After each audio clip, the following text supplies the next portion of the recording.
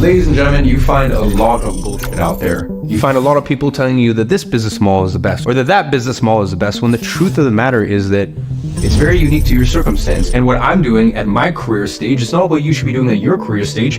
And what I'm doing at my career stage might be laughable to someone who's worth multiple billions of dollars. They're like, oh, this is just too small of an opportunity. So in today's video, I'm going to give you a bunch of different business models sequentially that you should follow in order depending on where you are in your career. Because if you try to skip any steps and go right to the end of this journey, I guarantee that you're going to make things very, very difficult for yourself. So as mentioned, I want you to understand that before you is really a roadmap. It's a quest. It's a plotted course for you to follow. And in the next few minutes, I'm going to take you on my own journey of entrepreneurship and show you the best online business models for total beginners all the way to 9-figure entrepreneurs. And along the way, you're going to learn the importance of 3 things. The first is equity, and this is really what divides social classes, makes fortunes, and changes lives. Equity means ownership in a business or an asset and the ability to make money from this. By the way, you guys need to understand that when someone is worth X amount, these people don't have $2 billion laying in their bank account. It's just they own a company or a percentage in a company that equates to that amount. So when we talk about vast sums of wealth, usually we are talking about equity. The second is leverage, the tool at anyone's disposal. Now you can leverage your skills, you can leverage other people's skills, and you can leverage your capital or equity. And the third is vacation. Now this one honestly speaks for itself, but just in case you need a reminder, it's time off. It's the ability to take a break from work without this causing a drop in your income. Now, as I cover each business model, you're gonna understand their importance. So let's start off with the most basic, content marketing. The first and most primitive online business that anyone can tap into is content marketing. And by the way, I mean basic. You make or you take content and you post it into a social media account. Now by this, I don't mean that you become an influencer or you start posting breathtaking photography. All it takes is to start posting the kind of content that gets people to follow your account and engage. And if that sounds strange to you, it shouldn't. If you've wasted any time today on Instagram, you would have seen an account which collates videos of dogs or memes stolen from Twitter. Now, have you ever wondered why the people who run the accounts do it? They get paid, either through platform-specific programs like the TikTok Creator Fund, or through paid shoutouts and links in bio. If you go to any meme page that you follow, you're gonna see that they have a link to a mobile game in their bio. Now, this may not be a massive business opportunity or a clever one, but it's one of the ways that I made my first income when I was first starting off by growing Instagram accounts. I'd start one, I'd build up its following, I'd sell some promotions, and then I would sell it. And I made my first few $1,000s online doing this. Now, there are a number of ways that you can monetize an account like this.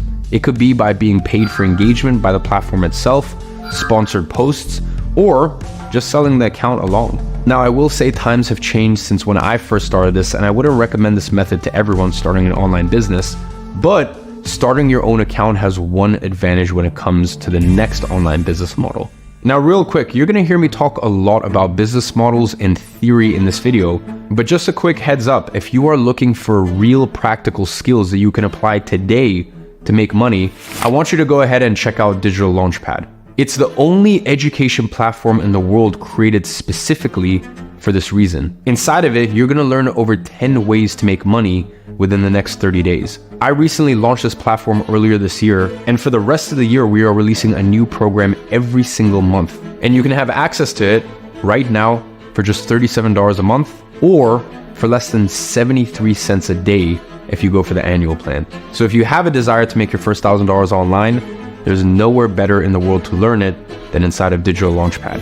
Now, moving on, the natural successor to content marketing is affiliate marketing. Now, if you don't know what that is, let's pretend that this video was listing my 10 favorite books. Affiliate marketing means that when I include an Amazon link in the description below, I get paid a percentage of the sale. And nearly every online retailer or software company has some sort of affiliate deal. Now, of course, some are more rewarding than others. I mean, once again, looking at Amazon again, their affiliate program is notoriously poor and yields you a tiny percentage of the money that they get for each sale. And the very best affiliate deals allow you to collect recurring revenue for everyone who signs up using your link, and gives you a high percentage of that revenue. Unsurprisingly, these are also the most competitive programs to work in. Finding success as an affiliate marketer means finding these programs and then combining them with your network. Now, this could be a social media following you have, an email list that you've built up, or even your friendship group. The very best affiliate marketers combine their network and then give people a reason to click on their specific link. They give their followers a free program or template and give them access to it in return for using their link. Now, some people making small fortunes from affiliate marketing dedicate their entire professional lives to it, building up astonishing email databases and massive followings, constantly pumping out reviews on YouTube just to get their next commission. Whereas in practice, the people I've seen who have the most success with affiliate marketing are the ones who combine it with another business model and use it to complement everything else they do. And affiliate marketing is really the first online business which starts to combine two of my three favorite things: leverage and vacation. Because you're able to leverage your existing online presence and in some instances actually enjoy recurring revenue without having to do any work. And that's what I like to call vacation time. And listen, I'll be honest, I still dabble in affiliate marketing myself. There are some tools that I use myself and would genuinely recommend to people. So there's no reason why I wouldn't then recommend these to my followers. But the online business I've seen work time and time again for anyone is the next. And that is offering digital services. And by this, I mean selling your time and skills online in everything from copywriting to selling. And this is really the consistent business model that I see beginners apply to start making real money online, earning the first thousands of dollars they need to elevate the next step in their careers. The simple reality is that most skills like advertising or email marketing are in short supply and have a massive demand. Something as simple as copywriting can command massive premiums for a massive variety of paying customers, allowing you to charge hundreds of dollars just for writing a piece of email copy or a Facebook ad. And if that sounds exaggerated, you need to understand the impact of these services on businesses. I mean, listen, for most e-commerce stores, as much as 30% of their revenue comes directly from email marketing. In larger stores, that's hundreds of thousands of dollars for a single campaign sent. A marketer who can come in and write something compelling or create a high converting email sequence can easily demand 0.1% of the revenue generated for their services. And if you think it's difficult to learn these, it's not. The truth is, most practitioners of these services don't have a clue what they're doing. All it takes is a few weeks of self-education and you can master something that could generate your clients hundreds of thousands of dollars. But there's one problem with this business model. You are a one-man show and entirely reliant on gigs. And whilst this can be extremely profitable, you gain no equity in a business and you're only able to leverage your own skills. So what's the solution? Starting an agency. And very few people truly understand this business model and just understand how simple it is. As I've said many times, an agency's role is rather simple. You are leveraging the skills and expertise of others, and more importantly, you're removing yourself from the process. So let's look at one of those skills I mentioned in the last business model, email marketing. Now, of course, you can go ahead and deliver this yourself, but an even more efficient way of delivering this service is hiring someone else to do this for you. Running an agency just means matching clients with your contractors and pocketing the difference. You could charge a client $3,000 to deliver email marketing campaigns for a month, and then pay your contractor $1,000 per month, and then you simply pocket the difference. It's a win-win situation where you're guaranteeing your contractors regular work and getting them paid, and also delivering high-quality services to your clients. And it gets better because this sort of business model can be scaled up quickly because you're not actually delivering this work. Because you're not actually delivering this work, you can take on more and more clients and work with more and more contractors. Your role as an agency owner is to find and convert leads and then manage service delivery. And there's a reason I'm so passionate about agencies. It's because it's the first business model where you can combine equity, leverage, and vacation. The more clients you have and the more people you make happy, the more equity you gain in the business. Now, don't get me wrong, it's extremely difficult to sell an agency, but you will gain a reputation, contacts, and the ability to get higher and higher caliber of clients. And by leveraging the skills of others, you're able to remove yourself from the equation and actually build a business that you can vacation from. Again, I'm not saying that you would disappear for a year, but it would take a pretty terrible business owner to not run an agency that they couldn't take a couple weeks away from. Now, the next business model is the one that very few people ever elevate to. And there's a reason for that.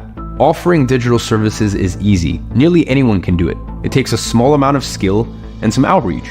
Many people then go on to leverage their own skills and others to start an agency. Now this is harder, but as long as you keep your client base below 6 or 7, it's a pretty simple business model and pretty difficult to mess it up. Then, few people will ever compile everything they've learned and then distill that into a single product that people can use to execute their own business. And the internet is full of these. Guides on how to do everything from lose weight, to following a specific diet, to mixing your own music. These are almost always a combination of video modules, text guides, and group calls to support people. And elevating to this business model requires actual knowledge, expertise, and systems. And that is the world of digital products, where you package up your knowledge, your expertise, and then you sell that in the form of information. Now, obviously, information is valued much less than actual implementation, which is why as an agency owner, you get paid so much more per client. But if you can do digital products right and sell the right programs, the right information, it's a much, much harder business to actually scale up. But if you manage to get it right, it is more scalable.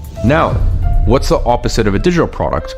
A physical one, of course. And I've purposely left this to near the end of this list because I genuinely believe it's one of the most difficult online businesses to start. It's not impossible, but the whole point of this video has been to show the roadmap you need to follow to achieve the pinnacle of online business success. And let me tell you this, selling physical products online is a tough one. And I'm not talking about dropshipping here, because that's a mixed bag of an industry that can be done well and can also be extremely profitable, but something I've never personally dabbled in. I'm talking about actually building a brand that sells quality products and doesn't just shut down within a few weeks of operating. But before I go on and on about why this is such a difficult endeavor, it's also important to highlight why this is a good business model to pursue at the correct stage of your career. Selling a physical product can all but eliminate you from the business and the brand. Listen, when someone buys a pair of Allbirds shoes, they're not buying access to Tim Brown, the founder. Quite frankly, they don't care if he goes on holiday or whether he gets back to their emails personally. They are buying a pair of shoes, and if the shoes are good, they'll be back to buy another pair. And then when Tim gets tired of the business, he can sell that too. You see, real businesses that sell real physical products can be almost infinitely scalable and valuable. Now, back to the downsides. They require a hell of a lot of investment of time, energy, and capital. Take this from someone who put nearly $1 million into a new physical product brand that I launched earlier this year called Big Day. The amount of startup capital that you need to get something like that going successfully is something that most people can't stomach. Now, for me, at my current stage of my career, if I was to lose $1 million, whatever, it's not the end of the world. You know, it really doesn't keep me up at night, but for most people, they can't afford to put that amount of money and infrastructure into a business that they don't know whether it's going to be a home run or not. Even recently, I sold 40% of my eyewear business to my business partner. And as we are looking to scale up the brand, we are spending so much money on stock, and you don't see that cash back for a long time. So it's a very difficult business. It's not a business where you have a lot of cash laying around because you're constantly needing to reinvest, but it is definitely a business that's sellable down the line. And then there's software. I mean, take everything you've learned in this video, the importance of owning an asset, amassing skills, leveraging the talent and skills of others, productizing and commoditizing your services, and building a brand which has value in its own right. And there you have software. This is really the holy grail of online businesses, and the one that so few people ever get right. For good reason. It requires more capital than an e-commerce store to set up, more skills than offering digital services, and more systems than an agency. But when it functions properly, a software business can print money like no other. And when set up properly, it can provide you with recurring revenue, month in, month out, from customers who never even need to know your name. And importantly, it can amass its own value very quickly. Remember when I told you at the beginning of this video that I wasn't going to give you a list, I was going to give you a roadmap. Well, this right here has been my roadmap that I have followed and still follow to this day. So ladies and gentlemen, just remember that there is no best business model for you right now. Instead, you want to find the right business model for your career stage. And on that note, as always, I'm watching from afar and I'm rooting for you.